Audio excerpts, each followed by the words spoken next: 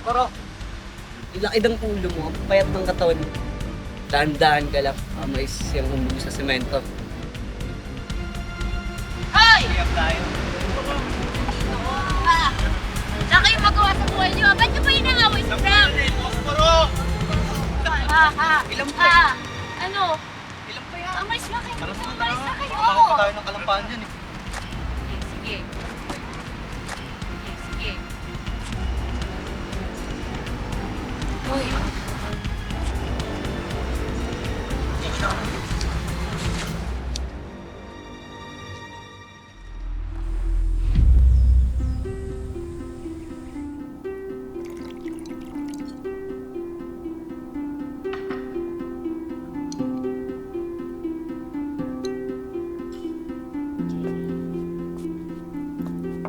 Yan, kumain ka muna para di ka malungkot.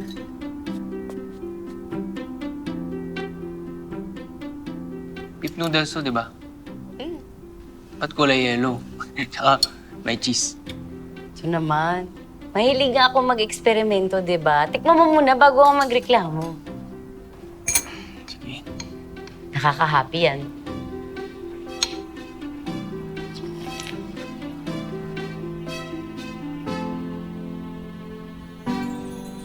Sarap nga. Alam mo, bilib ako sa'yo. Mga gantong pagkain, kapag eksperimentuhan mo, nakahalo-halo mo, pero masarap pa rin. Kakaibang talente yan. Alam mo kasi, nilalagyan ko ng meaning yung mga pagkain. Parang tayo. Ha?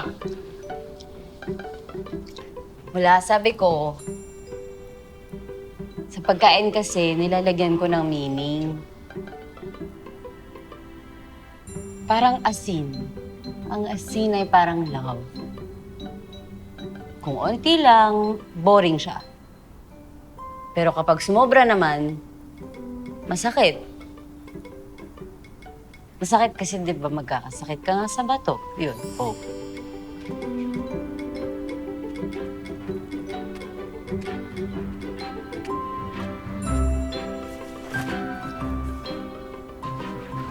Sige. Ito. Para pag nagluluto ka, wala nang buhok na malalaglag sa mga pagkain.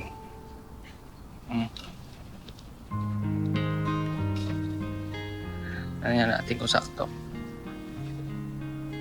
Di ba? Tingin? Bagay? Okay ba? No?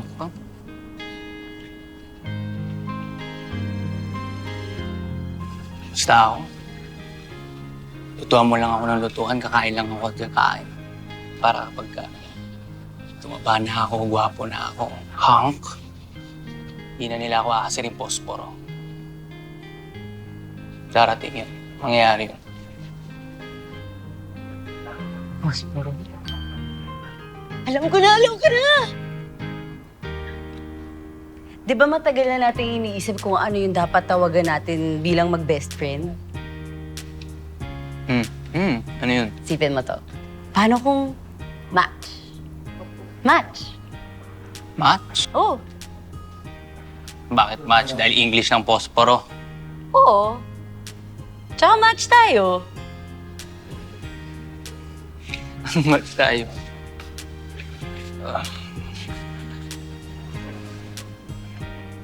Oo, di ba? Bilang mag-best friend, lagi tayong magkasundo. Kaya nga tayo best friends eh. Hindi ba? Oo nga, no? Gusto ko yun. Match. Match. Match. Match. Ano yan? Pagpapa-thank you ko sa iyan. Sa pag-aalaga. Pagtatanggol mo sa akin.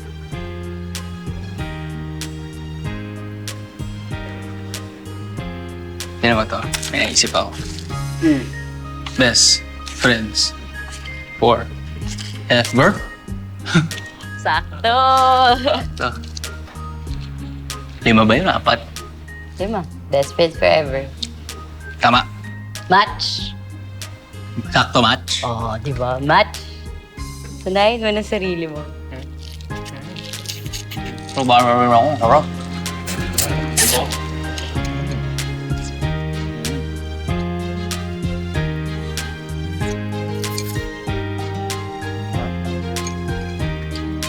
Ako ng juice.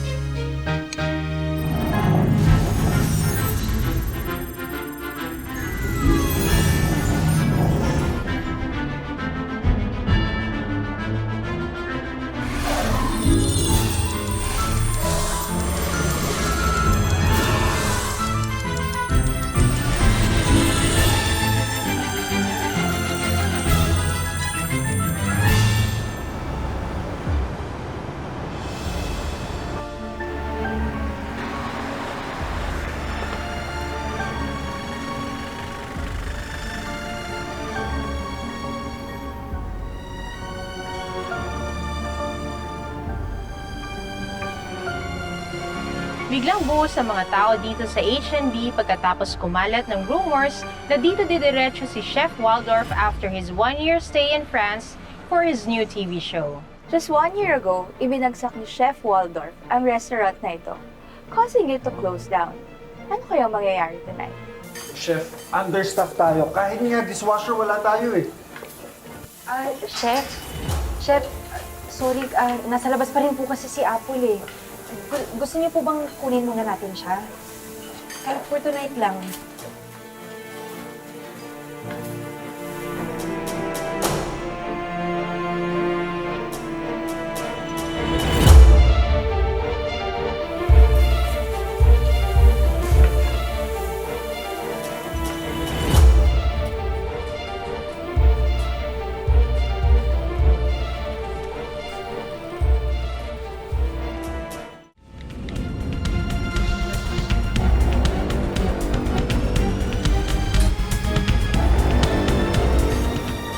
Papahiram ko muna sa'yo yung extra shoes ko sa taas, ha? Clogs yung tawag dun and makapal yung design para di ka madulas dito sa kusina. Thank you. Sorry, ano nga pa ang pangalan mo? Ako si Chef Nori. Ako yung pastry chef dito. Sandali, papakilala ko sa yung mga chef. Yan si Chef Kobe. Siya yung fry chef natin. So, siya yung nakatoka sa fry station. Medyo GGSS yan eh. Actually, hindi pala medyo. Sobra. Halika. Yan si Chef Filbert, yung saucier natin. Sobrang galing niya magtinda ng mga sauce, pero mas magaling siya magkabisado kasi lahat ng mga trivia tungkol sa pagkain, alam niya na ata eh. Pepper, ano ba nachos? Invento yun sa Mexico na 1940s na Ignacio del Nacho. At ako kulit ng customer niya. Pwede ba, Filbert? Masakit yung ulo ko ah. Masakit ang ulo nga ba? Wait, kailangan mong practice ng rhythmic breathing. Ito yung pang-inhale at pag-exhale ng 5 seconds each. Katulad nito, tinan mo. Ay nako, ewan ko sa'yo, Filbert. Yun si Chef Pepper, yung grill chef natin. So, siya yung sa mga steaks and sa burgers. And sabihin ko lang sa'yo, medyo masungit yan At ang chika, ex-jowa yan ni Chef Kobe. Nasaan ang chocolate cake ko? Yan naman si Chef Tom, yung sous chef natin. Ang ibig sabihin nun, kanang kamay siya ni Chef Harvey. Alam ko yung ginagawa niya. Yan. Expediter. Correct, ang expediter. Ang galing mo ang expediter, siya yung nagsasabi ng mga order sa ating mga chefs. So, sa orchestra, siya ang konduktor. And, sandali lang, kailangan mo talagang makilala si Chef Harvey. Nihilig ka ba? Sobrang gwapo kasi niya talaga. At ako ang owner at executive chef dito.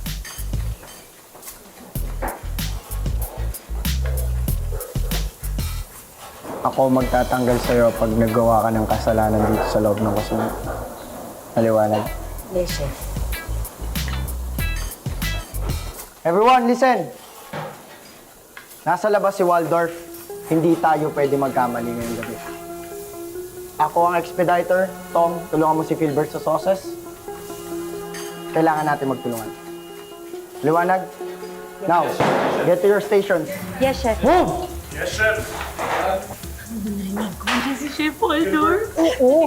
Hindi, kaya nga kailangan natin magbihis. Tara na. Sikat yun, di ba? Oo. Silipin na natin, mabilis sila. Tara na. Alright.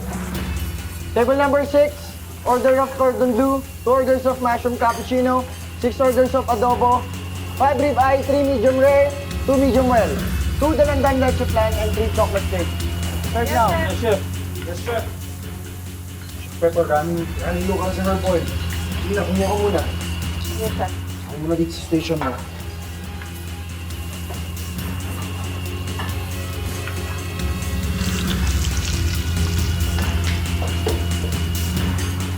Philbert, kamusta yung sauce? Chef, patikin po.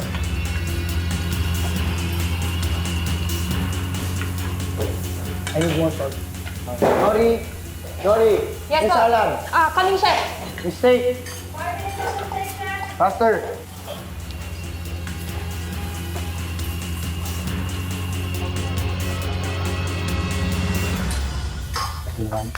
Okay na po ito. Chef, last one na po ako sa pork binagoongan. Ako na bahala.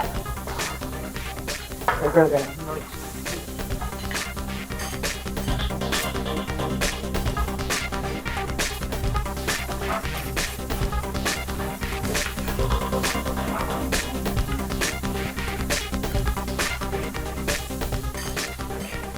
Apple? Chef? Pasuyin naman ng asin, please.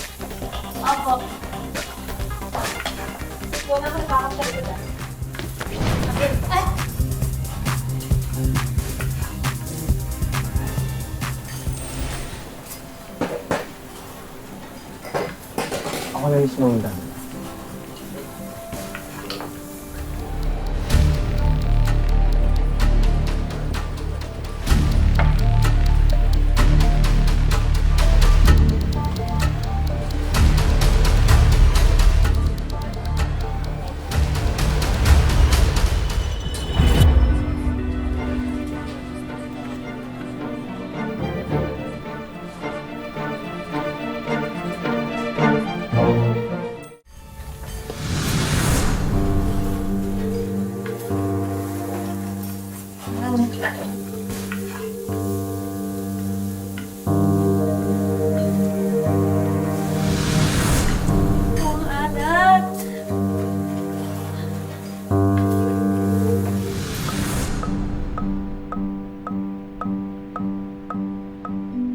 Ano po yan?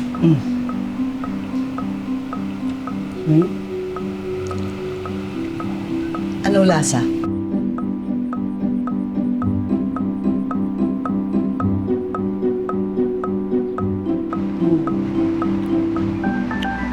Parang hindi po ordinaryong toyo to, Lola. Maalat po siya, pero may kaunting pagkatamis.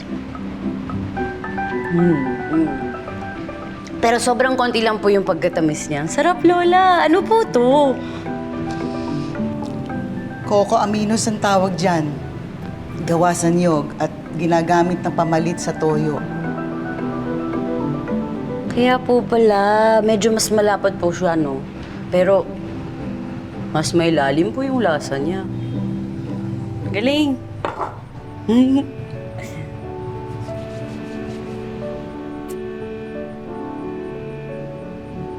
Tama ang hinala ko. Ano pong hinala?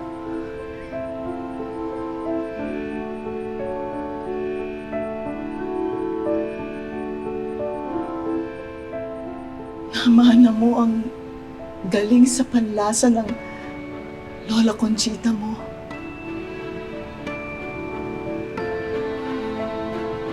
Sabi nila, diyan siya pinakamagaling.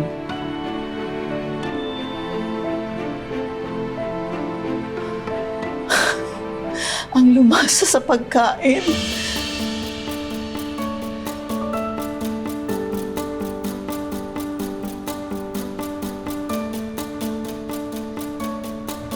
Kailangan ko ng pampatamis para mabalanse yung alat. Pampatamis.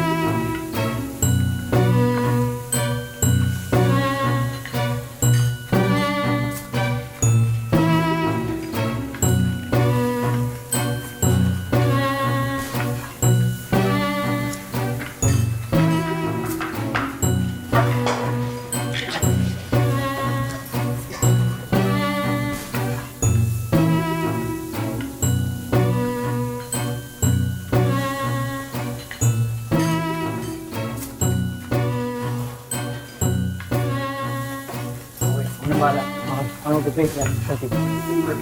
8.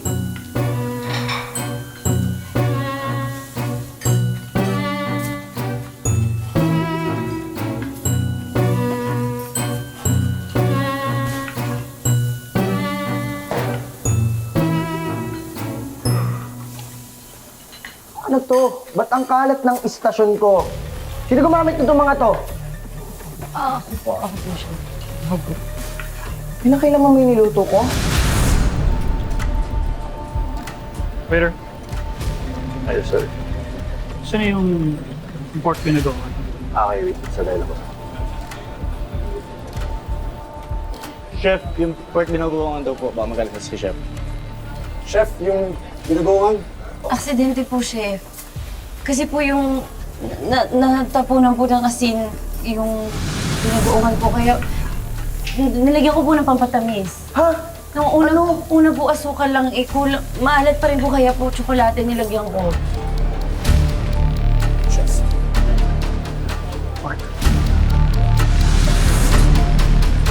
Ang trabaho mo dito, maghugas. Kaya kita kinuha, di ba? Opo. Hindi kita kinuha para pakialaman yung kusina. Asan yung pork binagoongan? Chef, nakita ko po, sinerve na ni Chef Filbert. Ano?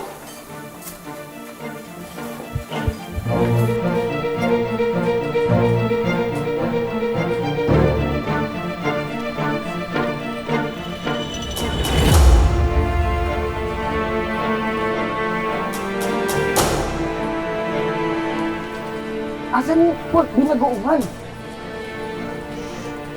Sino nag-serve? Chef, I'm sorry. Ako nag-serve. Ito naman eh. Di ba sinabi ko ako? Sorry, Chef. Akala ko tapos na eh. Hinahanap na po kasi.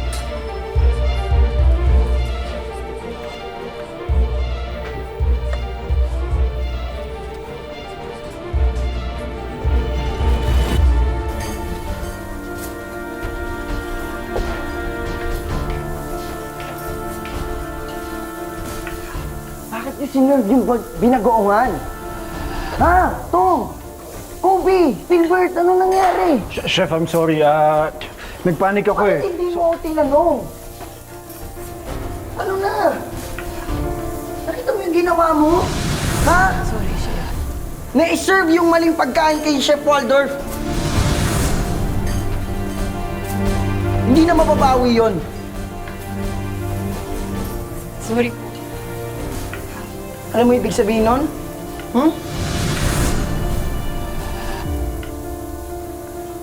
Babagsak na naman yung restaurant ko.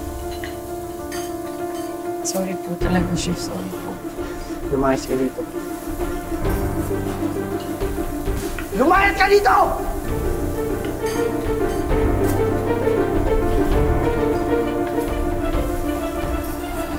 Chef, bakit sa tulog si Chef Juan? Ano?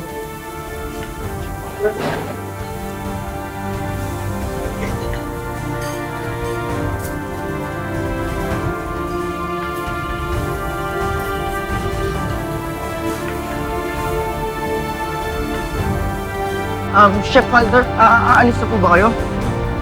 Hindi niyo po ba nagustuhan yung mga pagkain? Gusto niyo po bang gluto pa ako ng ibang dish para sa inyo? I'm done for tonight. Just wait for my review tomorrow.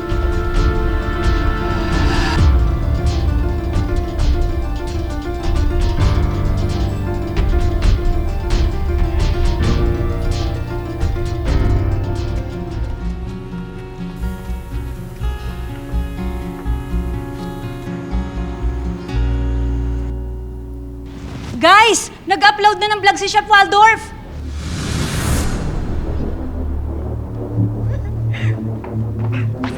Pasalin mo na ako! Patingin. Taas mo naman ng konti, Pepper. Nahaharangan ng malapad mong balikat yung screen eh. Ang kapal ng mukha mo, Kobe, ah. Nakikinood ka na nga lang. Ikaw kaya humawak nito. O di akin na. Kayang-kaya naman yan ng firm na masters ko yan. Aray ko! Ang ligalig nyo talagang dalawa, no? Sorry. Ito na lang. May idea ako. Lagi natin dito. Oh, ayan. Yan, Para yan. Sige, sige. A year ago, Ang sikip naman! Sikip ba? Puso ko, may space pa. Bumalik ulit Gusto mo, dun ka na lang. Reserve ko na sa'yo. Sabi ng maraming Jo, kadiri ka talaga, no? has reinvented his restaurant. Aray ko, kinood ka na nga lang eh. I gave my lowest rating to this restaurant. Guys, pwede ba manahimik kayo? Hindi ka na naintindihan, no? Philbert, ibalik mo nga. A year ago, I gave my lowest rating to this restaurant. Bumalik ulit ako dito kagabi.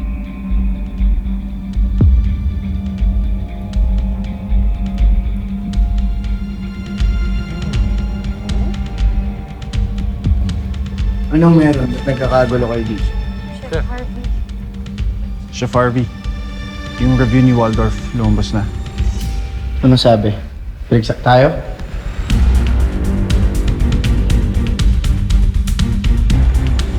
So I got curious.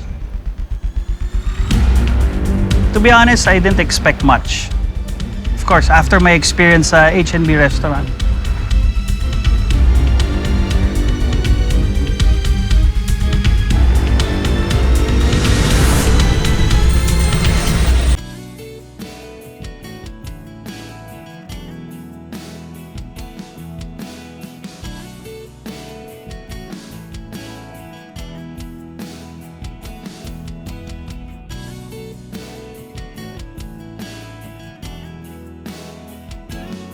Masabi ko itapon na to. Sorry, Chef. Ako po kasi yung nagpasok kay Apple tapos di ko na po siya nabantayan. Pasensya na po.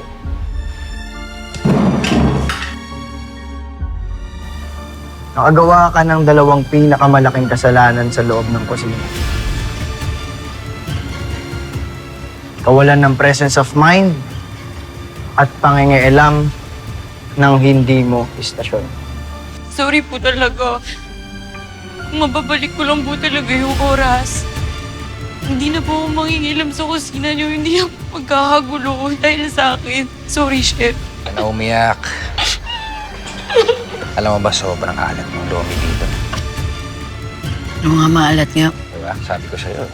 Alam mo ba, ako suki na ako dito. I'm not here for the lomi. Nangyayari na naman siya, Alfredo. Yung pseudo time traveling experience mo? Ikaw, ang kapal na mukha mo pakita sa akin ngayon, ha? Sir. Sir. Balis!